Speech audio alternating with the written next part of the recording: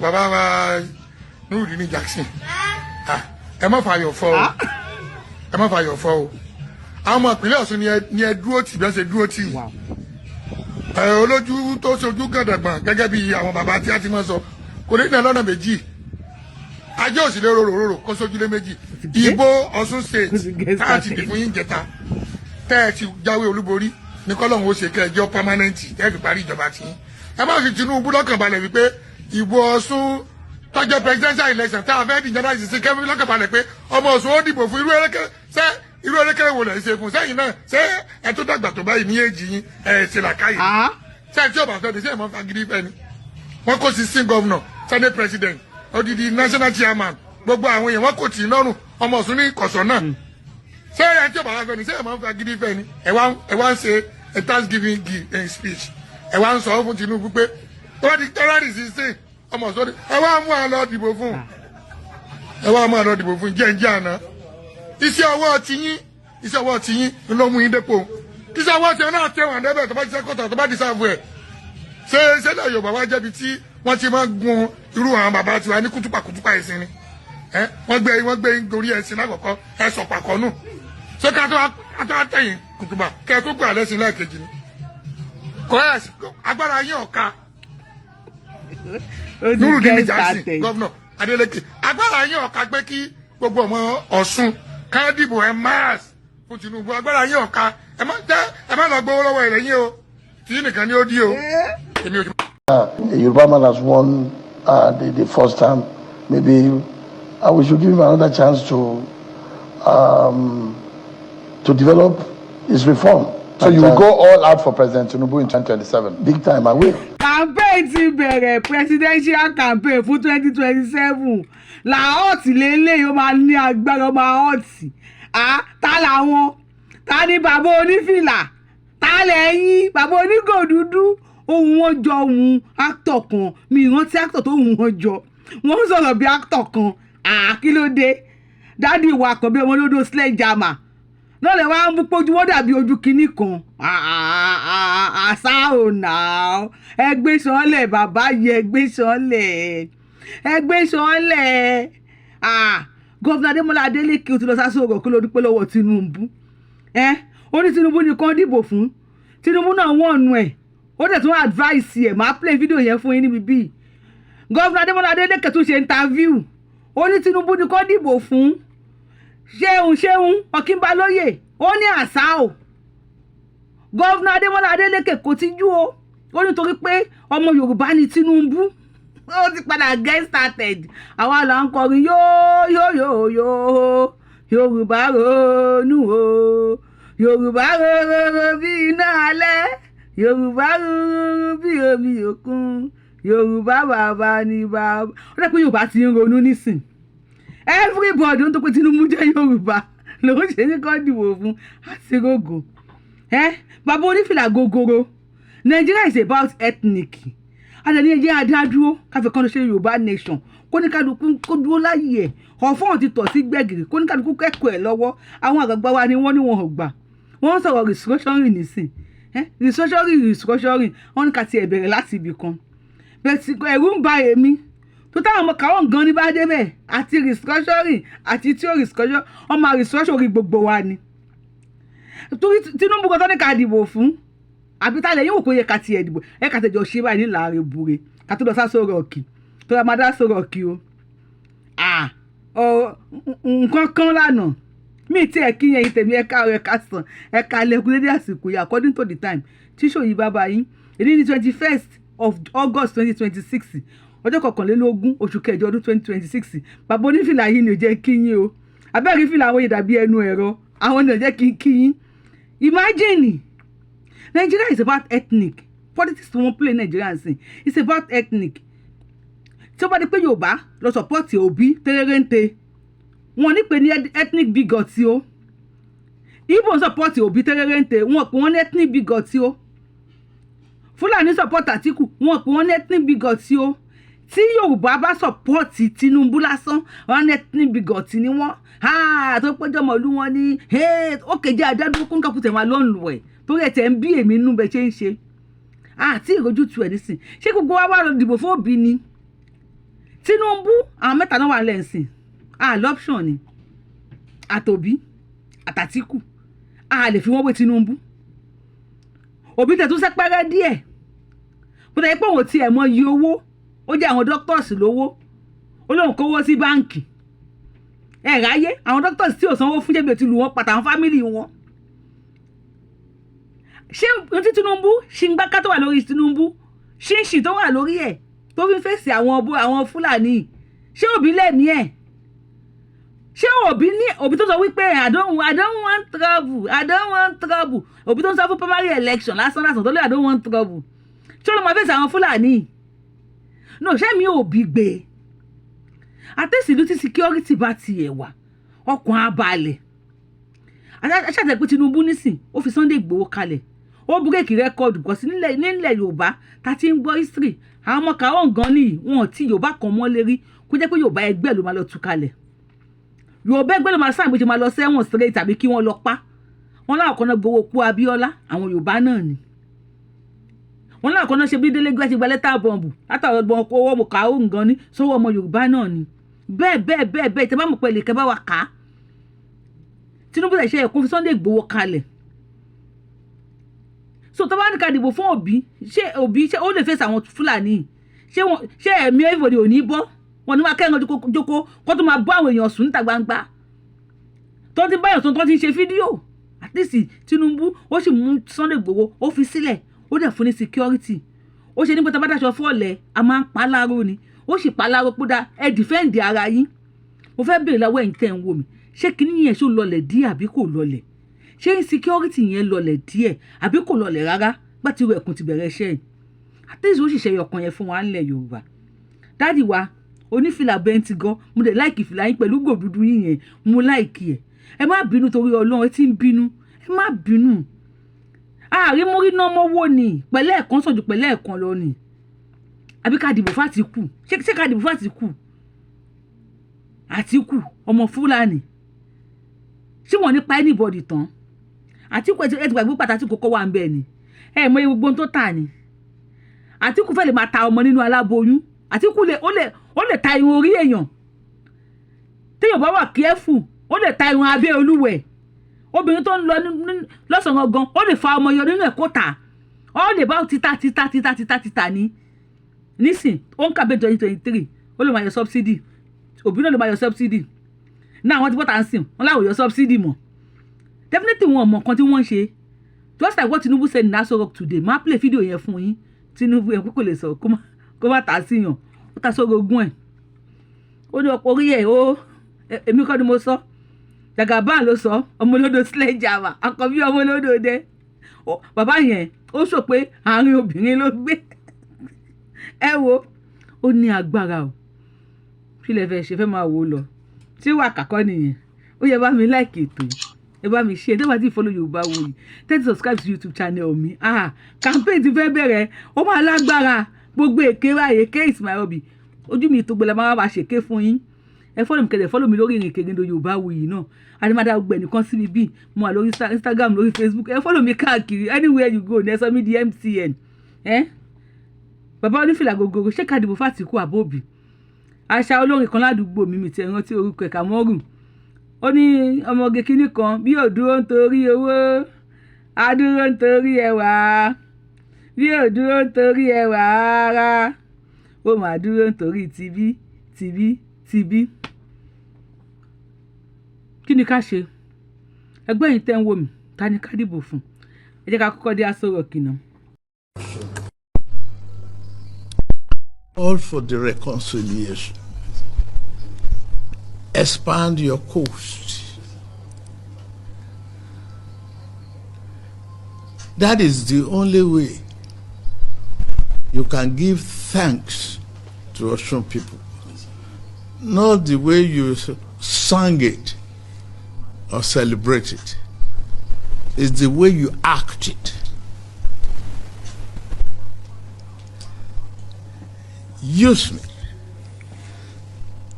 as an example, and I got here. God put me here.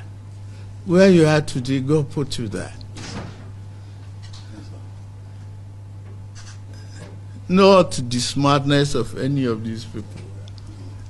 It's just their support, not their smartness. It's the wish of God that prevailed and the wish of the people followed. And you are in a very, very unique position to make history.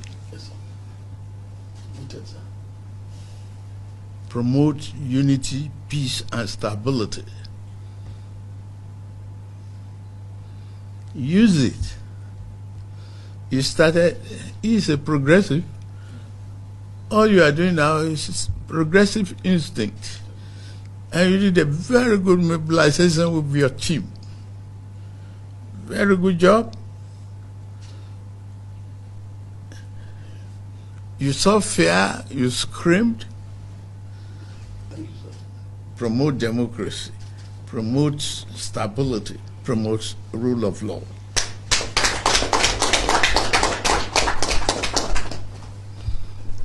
Don't stigmatize any of your opponent.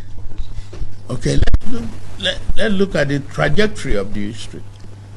I saw one of my opponents now say he will go back to subsidy.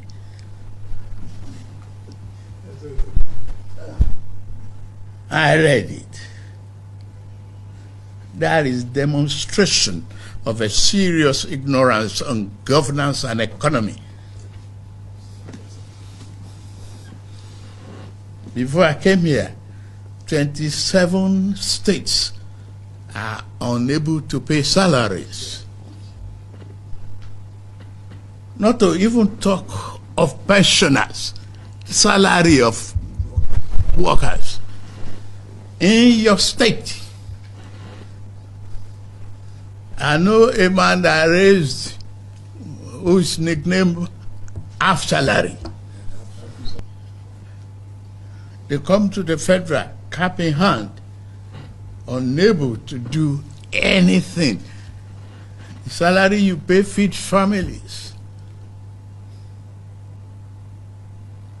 Where are the local governments? They are in the states. Where are the concentration of population? They are in the states. Take out the president. Regard every other person as common men. They have families to feed. The infrastructure you embark upon, on the road network, housing, school rehabilitation, hospital, healthcare pronouncements, resuscitation of healthcare, training of teachers, training of health workers to protect our vulnerable families is part of your responsibility.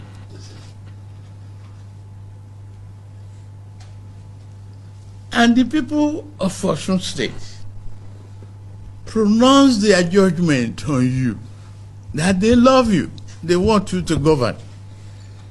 So you're going back to govern. Anybody, any Democrat, anybody in the political environment who cannot celebrate the joy of free and fair election does not deserve the laughter and the happiness of democracy. Don't make a single individual a victim of your campaign. Don't. Not for you alone. Not for the sake of Osun alone. For the generations to come.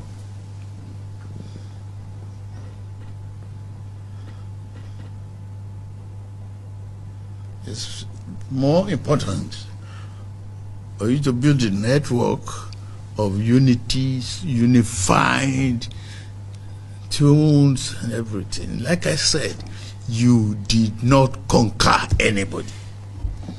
you won election. That is the essence of democracy. I'm so happy that we have this talk. A level playing field that you have mentioned severally. Yes, that is why I'm here, to thank Mr. President, the father of the nation, because he fought for this democracy. That is why he allowed free and fair election, and that is the result. That is why I'm here, to say thank you for making sure that democracy lives in Nigeria. Okay? Thank you very much. Tọ́ ẹ káàbọ̀ ẹ ti gbọ́n tẹ gbọ́lá sọ̀rọ̀ kì àti interview bàbá onífìlà gogoro Jackson oníjó ẹgbọ́n tán sọ interview wọn torí pé bẹ́ẹ̀ support Tinubu tó pé Tinubu jẹ́ Yorùbá ògòdè Yorùbá ẹ ti ń ṣòtúrú kọlọ yín ọmọ Yorùbá ò kì í jàjà díjú bàbá Tinubu bàbá mi ẹ jẹ́ kẹ́mi náà sọ fún yín Yorùbá ní Yorùbá wọn sọ pé níwọ̀n lè máa ń gbẹ́ kòtò ọ̀tá jìn mọ́ torí pé ọ̀rẹ́ lè kó síbẹ̀ gọ́vnà Adeleke wọ́n wù ọmọlúwàbí ọmọ tí wọ́n bí dáadáa tí wọ́n dẹ̀ tọ́ dáadáa ni wọ́n ṣe bá yín jà àjàdíjú because ẹ̀yin APC ìbò Ọ̀ṣun yẹn àjàdíjú lẹ jà kí ni mo sọ àjàdíjú ẹ̀bẹ̀ ṣe kó lè lọ kó tọ̀ ọ̀hún lọ náà dàgbàdà gẹ́rẹ́gẹ́rẹ́ kalẹ̀ and again kọ ẹ̀hún kẹ candidate yìí tẹ mú lọ a gbọ́ wípé ó ní ẹ̀hún kí lórúkọ ẹ̀ 72 mọ́ṣáláṣí ló kọ́ fún wọn lọ́ṣun 72 mosque ló kọ́ fún wọn ní Ọ̀ṣun state mo wá jókòó mo wá bèèrè pẹ̀jọ́ Oyètọ́lá how many schools ló kọ́ wọ́n ní 0 how many medical care ló kọ́ wọ́n ní 0 ẹjọ àwọn amenities tẹ̀mọ̀ pọ́n fi ń ṣe ìlú bàbá mi kọ́ sí comment section mélòó ló kọ́ 00000 ó wá kọ́ 72 mọ́ṣáláṣí fún wọn ní Ọ̀ṣun ó pẹ̀lú táì mọ èèyàn ò ṣe dìbò fún wípé Ọ̀ṣun will remain an opposition state against APC ẹ wọ́n lè fẹ́ gbára gbà ẹ wo bí gbogbo ayé ṣe dìde gbogbo ọmọ Nàìjíríà tó wà dá káàkiri àgbáyé everybody stick to their vote njọ ẹni àwọn èèyàn ò sùn because ẹ ti ń ṣe bẹ́ẹ̀ ní 36 states ń sìn 31 states ní APC kí ló dé 31 states ní APC ní 36 òkú 35 ẹ̀ tó fẹ́ gba Ọ̀ṣun gbòyìn wá kágbádáwọ̀ Monday ọ̀pẹ́ bolo jẹ́ tí gbogbo ọ̀nà ìlú ẹ̀ ti bàjẹ́ ó ṣẹnu yánmọ̀yánmọ́ bí ẹ̀ fẹsẹ̀ rọ́gbẹ̀ ó ń bú Adeleke níbi tó wà ṣé wà lẹ́ ń wù yẹn ẹ̀dẹ́ kọ́kọ́ lọ sí agboolé alátọ̀rìn nísàlẹ̀ kó kán kó yín ní igi lórí kán lù yín lílùkulù kí ló dé ẹ fẹ́ ní opposition kíní kan tí ò ṣe kíní kan ní ọbẹ̀ ò ní dùn. Gọ́vnà Adeleke ẹ ṣeun jàre ẹ kú fọmọ ènìyàn ṣe bá Tinubu ẹ̀yin náà ṣe ẹ kú fọmọ ènìyàn ṣe because ọlọ́run dúpẹ́ lọ́wọ́ yín for free and fair election and he supports you now.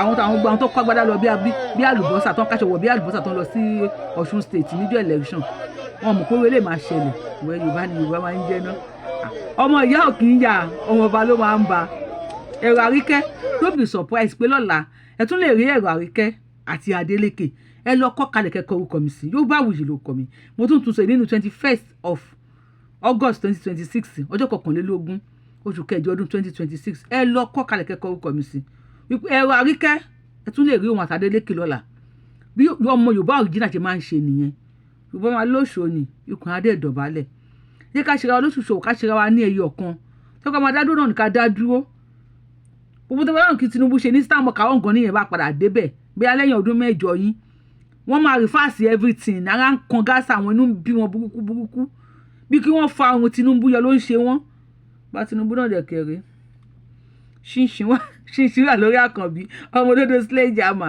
náà jẹ́ ká lọ sásọ rock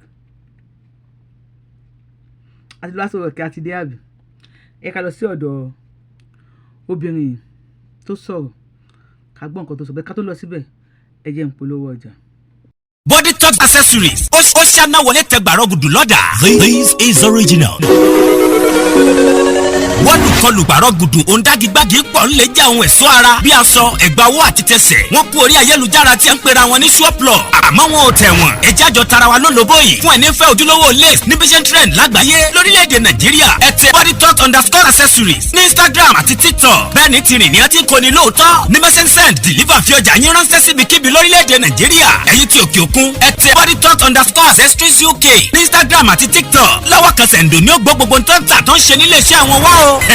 Body Talk accessories àṣírí àwọn tó dá quality mọ̀. Gbogbo aláyẹyẹ lẹ́gbẹ́lẹ́gbẹ́ àti olóríjorí ẹ̀yin ọlọ́jọ́ ayọ̀ bí ọjọ́ ìbí ìgbéyàwó gay òkú àgbà àjọ̀dún ẹgbẹ́ ìṣílẹ̀ àti bẹ́ẹ̀ bẹ́ẹ̀ lọ. Ibi ńlá ti lè rí lace lóríṣi bíi Swiss lace dry lace voile lace cut lace polish lace HOH lace HKG lace Austria lace exclusive babalá luxury kì í gbó kì í ya kòkó júdà. Body Talk ó lọ fà gan o tó ìdórí gold àti jewelries padà ó digbó tèfè. Ẹ wá wo ẹ̀gbà ọwọ́ tẹ̀sí àti tọrùn bó ti wà ní gold ní àṣẹ ní silver jewelries tó tẹ̀wọ̀n lélẹ́yìí àṣàdànù sí ń bẹ̀ kì í bó kì í gbẹ̀dànù bẹ́ẹ̀ ṣe ń lò ló ń tẹ̀wọ̀n sí látòrí Brazilian jewelries Dubai twin jewelries 925 exclusive tó débẹ̀débẹ̀ super original ní Body Talk accessories jewelries àti lace àyè wà fún kíkọ́ lọ́pọ̀ kúyọ̀kù fún alára tó tà ẹ fẹ́ bá wọn dòwò pọ̀ lórílẹ̀‐èdè Nàìjíríà ẹ tẹ Body Talk _accessories ní Instagram àti TikTok gbogbo bí ẹ bá wà ní wọ́n fọjà ránṣẹ́ sí ẹ sáti place order ẹ̀yin tòkè òkun ẹ tẹ Body Talk _accessories UK ní Instagram àti TikTok bẹ́ẹ̀ lẹ tún lè WhatsApp wọn lórí +447 58 77 28 824 Body Talk accessories ìmúra tó ń kán tó fashion tó gbé fashion pọ̀.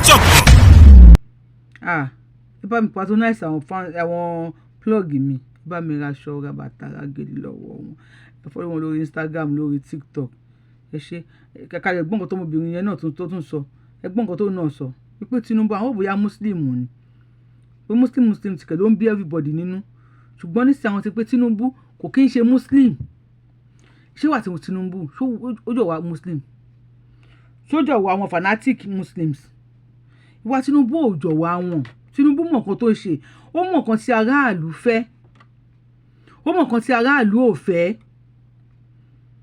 Tinubu mọ̀ wípé Islam kò lè gbé wa débì kankan gbogbo tí àwọn ẹgbẹ́ wa tí wọ́n fi technology ṣe àwa fẹ́ fi ẹ̀sìn ṣe àṣàò ìbọná ti ń ṣe ewé ìbọná ti ń fi ẹ̀sìn tòlú ẹ̀sìn ò lè tó ìlú ọmọ Yorùbá ẹ jẹ́ ká jí lójú oorun wa ṣé wàá gba ọmọ Yorùbá nígbà tá a bá ti gba Yorùbá nation bó ti yẹ pé nǹkan tó wà lọ́kàn tèmi nìyẹn tó bá dìgbà àsìkò afẹ́ṣẹ̀ election sí campaign ti dé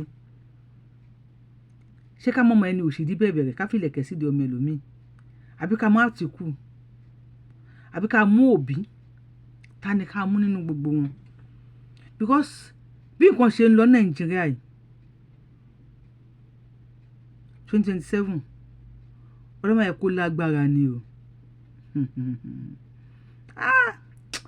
ọlọ́mọ ẹ̀ kí 2027 kó ní agbára ni because ara ń kan everybody ẹ jẹ́ ká jọ wò àwọn nǹkan tí mi ṣe wò pé a fi lè dìbò fún Tinubu ìyẹn tí Yorùbá nation bá tí ì wáyé o tó lọ́mọ máa fọ́ ogbó ẹ̀ pọ̀ lójú kí Yorùbá nation dá dúró bẹ́tà sátì náà mo pé Tinubu nísìn ẹ wo Sunday Igboho nínú history ilẹ̀ Yorùbá àti ìgbọ́rí bí Yorùbá kan tú Yorùbá kan kalẹ̀ Tinubu break record yẹn ó tún Sunday Igboho kalẹ̀ ó tún ṣe ní pé tá a bá dáṣọ fọ́lẹ̀ a máa ń pa láàárọ̀ ni ó tún empower ẹ̀ pẹ̀lú ìwé ẹ̀kùn tó pé àìmọye ọmọ Yorùbá dẹ̀ tún wà nínú ìwé ẹ̀kùn ẹ defend ara yín ẹ defend oko yín ẹ defend nítorí ẹ̀ńtọ́ lọ́run láàrin èmi àti yín ṣé ìjínigbé ṣó lọlẹ̀ àbí kò lọlẹ̀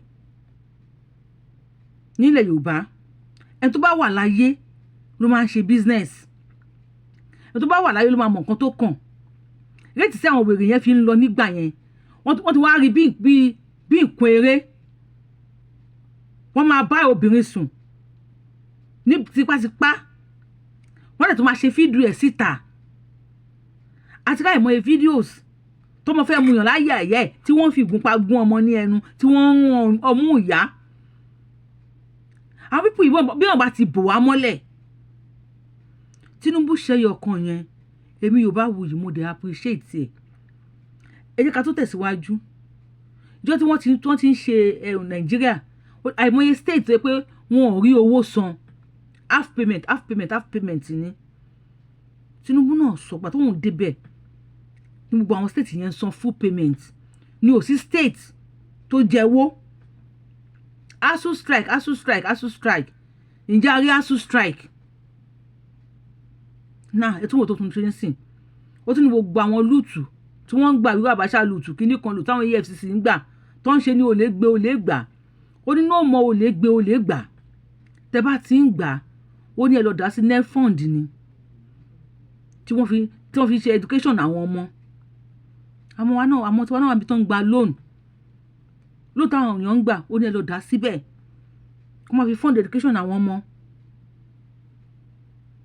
at least ní wọ́n bá wà pé ọkàn tiẹ̀ ń balẹ̀ díẹ̀díẹ̀ lọ́wọ́ ajínigbé yẹn èmi tẹ̀ tuntun dúpẹ́ lórí yẹn tẹ́wọ́ tí wọ́n á mọ̀ nǹkan mi ti Tinubu ṣe tẹ́wọ́ pé ẹ fi lè appreciate ẹ fi lè ní ká dìbò fún èyí náà lè bá wa kọ sí comment section bọ́dà yẹ pé Òbí náà lè fẹ́ campaign fún tẹ́ bá mọ àwọn nǹkan tó Òbí ti ṣe because irú Òbí ń sìn lọ́dọ̀ tèmi kò act bí Igbo man believe nínú business bẹ́ẹ̀ ẹ sọ pé ó act as a selfish Igbo man because wọ́n sọ pé Òbí ó nìkan ó ní ẹni tí kò gọ́vnà tí ò jẹ́wọ́ tí EFCC ò máa lé káàkiri Òbí said òun kó owó sí bank ó dẹ̀ àwọn doctors dẹ̀ strike Òbí was able láti lè máa rìn máa yan ó kówó sí bank àwọn doctors kò fún wọn salary wọn strike time tó fi kówó yẹn sí bank tí àwọn doctors ò fi rí salary gbà ọmọ doctors mélòó ló wà out of schools nítorí pé bàbá wọn ò rówó school san ìyàwó doctors mélòó ló fi lélẹ̀ nítorí pé ọkọ ẹ̀ ò rówó ọbẹ̀ fi sílẹ̀ ìyàwó doctors mélòó ló bẹ̀rẹ̀ sí ní yan àlè tó pé kẹ́bi má bàa pa àwọn ọmọ ẹ̀ doctors mélòó ló kú of depression doctors mélòó ló kú of medical failure doctors mélòó ni ò lè pursue education ẹ̀ further kò sí yóò kí ń kàwé tán yet ó fowó wọn sí bank sí mi sí bíbí láti condemn any of your candidates. You can campaign for your candidate in the comment section. No problem. That's not a problem to me. But the little tí mo kàn rí pé àwọn people yìí pé bàbá yìí pé Tinubu ó agbègbè ẹṣin lákòókò ó sọ̀pà kọlùkẹ́ ruling Nigeria it's a big tax. Yes, it's a big tax. Mo sọ pé Òbí ò wà capable Òbí tó sọ pé I don't want problem. I don't want problem. Kò want problem. Ó dẹ̀ fẹ́ rúlu ìlú tó yẹ pé òun gangan surname ẹ̀ problem ni Nigeria problem. So surname Nigeria problem ni Olóbí fẹ́ rú ó dẹ̀ lóun ò want problem. No, àṣàrò náà báwo ló fẹ́ ṣe báwo ló bí ṣe fẹ́ survive Nigeria I don't know. Ẹ̀ tó ń sáfọ́dá primary election bó ifẹ́ survive Nigeria pẹ̀lú àwọn Fúlàní mi mọ̀ and Tinubu náà gbogbo tó fẹ́ tẹ̀ ń ṣe nísìn náà kò sọ pé wọn ní reverse tó bá débẹ̀ táwa ní ká dìbò fún àbá Àtíkù lè yọ ọmọ nínú olóyún lọ́sàn-án gangan Àtíkù ọlọ́mọ ẹ̀ka kú ó lè fa ọmọ yọ nínú aláboyún ní ọ̀sán gangan tó dẹ̀ máa ta Àtíkù lè ta èèyàn tí ìmọ̀ yàgbẹ́ lọ́wọ́ Àtíkù lè kó gbẹ kó dẹ̀ lọ ta àwọn ẹ̀ ń ta yàtì àwọn Àtíkù wọ́n ń ta nọ́nsẹ̀nsì kò sí ní Àtíkù ò lè ta Àtíkù ata anybody ká ètè mọ́nà kú tọ̀nù kó ká kú máa sọ̀nà kú tọ̀nù Àtíkù bá fi lè wọlé so àrímúrí nọ́mọ́wó ni bàbá wa oní gíláàsì lójú bàbá wa oní gò dúdú láì ṣàbàṣà tí wọ́n á dé gò dúdú torí Ọlọ́run ẹ má bínú torí Ọlọ́run ẹ jèbù rẹ ṣùgbọ́n ẹ̀yin bàbá wa yìí ẹ pawọ́pọ̀ o yóò Yorùbá ronú o Yorùbá royoyo bí iná alẹ́ Yorùbá rúrú bí omi òkun Yorùbá bàbá ni bàbá ń ṣe. yó ẹ dákun ẹ já ronú ẹ ní dààmú o Yorùbá ẹ já ronú ẹ ní dààmú ẹ ní ṣòfò tó ẹ̀rù ń bà èmi gbogbo restructuring kíní kan yẹn ẹ̀rù ń bà mí Ọlọ́run mọ̀ pé ẹ̀rù ń bà mí o ẹ ṣáà mọ̀ kan tẹ́ ń ṣe ẹ fẹ́ súnmọ́ wájú ẹ fẹ́ máa wò lọ ẹ bẹ̀rù Ọlọ́run náà nígbà tí èmi tí mo já kálólò bá rojọ́ tó báyìí tí ẹ lè bá mi láìkè ètò mi tí ẹ lè bá mi kọ kọ́mẹ́ǹtì ìyọ̀kọ́ lè kọ kọ́mẹ́ǹtì 50 ó yẹ kí n máa suspect pé àwọn tó ń wò mí gan many of àwọn tó ń wò mí kì í ṣe àwọn fans mi ló máa ń wò mí tó máa ju short video lẹ̀ orí kílò kan ní many of you máa ń wájú orí live show tẹ́ máa ti pè wọlé tí mo máa rojọ́ mi dẹ̀ níbẹ̀ ó yẹ pé màá live show yẹn màá tẹ́ bàbá mi like ètò mi lórí short video mi like video yẹn mi máa bínú sí yín mo pẹ́ tẹ́ ń wò mí many of you kì í ṣe lólùfẹ́ mi ṣùgbọ́n máa wò mí olórin tí mo kọ́ pé Kàmọ́rù kan gbà yẹn Aloma ó ní mo rántí àti bẹ̀rẹ̀ ni pé ìyàwó mi kíní kan bí ò dúró nítorí owó á dúró nítorí ẹwà bí ò dúró nítorí ẹwà ara ó máa dúró nítorí tìrí tẹ́ ẹ bá wò mí nítorí pé ẹ láìkì mi ẹ máa wò mí nítorí ọ̀rọ̀ tí mo ń sọ Ọlọ́run ẹ máa wò mí nítorí pé mọ̀ pé ọ̀rọ̀ tí mo ń sọ ó mú làákàyè dání ẹ máa wò mí nítorí pé bóyá ẹ fẹ́ wá wo àwọn mi bó ṣe lọ àbí mo ṣe ń kálòlò pé ẹ̀ tí ìka kálòlò tó máa ń rojọ́ báyìí rí wọn lá kálòlò kì í ṣe òbèrè akálòlò tèmi máa ń ṣe òbèrè so ẹ wò bá mi dá lò tap send ẹ lo promo code mi Abiola 223 direct deposit ni kò ní third party dollar lè fẹ́ ṣẹ́ ní pound ní ìwé gbogbo ìjọba fẹ́ ṣẹ́ ṣùgbọ́n lákòókò yẹn bá mi lo Abiola 223 ẹlòmíì ṣe project ńlá máa wá bòkì tó ń ṣẹ́wó kiri kí ló tẹ̀ dá lò tap send kẹ́ lo Abiola 223 kẹ́ gba bonus lákòókò tẹ́ bá send owó sí Nàìjíríà ẹ ṣe yẹn àwọn àbò kíkàkiri kò sí pé iye tó bá jẹ máa ti rí yẹn tẹ́lẹ̀ tí bá mi lò mo dúpẹ́ o kùdùsì fún yín o kùdùsì fún yín o kùdùsì fún yín o ẹ ṣe mo dúpẹ́ tẹ́lẹ̀ tí bá mi lò ẹ má jòyè aládàáni kan jẹ ẹ bá mi ṣe sáwọn contact yín àwọn fans yín àwọn family yín àwọn ọ̀rẹ́ yín àwọn bonds friend yín àwọn guns friend yín àwọn sisi sugar daddy sugar mommy àti everybody ẹ bá mi share fún wọn ẹ bá mi share fáwọn ọmọ náà kọ́ bá mi lo Abiola 223 ṣe ti gbọ́ awálé wa dúpẹ́ o àní mo lè dání if you are coming across my page for the first time Yorubawuyi lórúkọ mi Yorubawuyi ni mò ń jẹ́ I am the one and only Akalolo of Yoruba land adáwọn ọlẹ Yorùbá ọmọ tó ju ọmọ lọ iye lóye tí ò pé méjì abẹni wọn tí ó ṣe pààrọ̀ tó máa pààrọ̀ tí wọ́n máa déwájú federal government tó máa sáìn ní máa déwájú Olódùmarè yóò kí n rọ́ lọ́run lọ́fẹ̀ẹ́ ó lè kú bí 99 times yes tó bá padà wá sáyé kó wá di Mẹ̀túsẹ́là. See you on my next show and bye for now. I love you guys. Bye.